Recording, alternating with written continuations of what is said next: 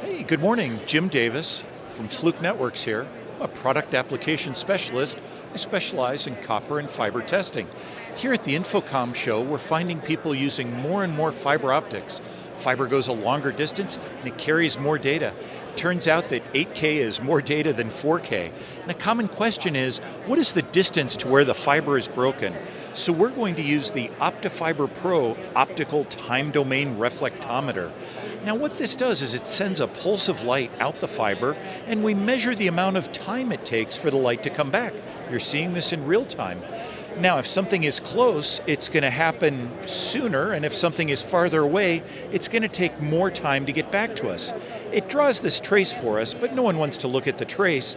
They like this nice view.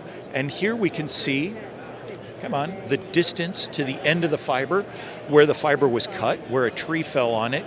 And we also see that we're failing because we have this event that has too much loss.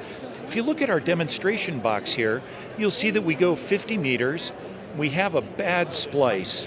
So here we can see on the screen that we've gone 50 meters and we have a problem. Now, a lady came to visit us the other day and she said, hey, if the box tells us that the problem is at 50 meters, what do I need the OTDR for? She wasn't wrong.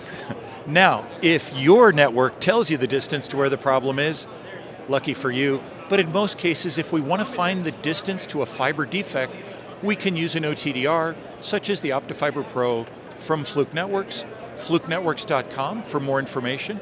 Again, my name is Jim Davis. Thank you very much for watching.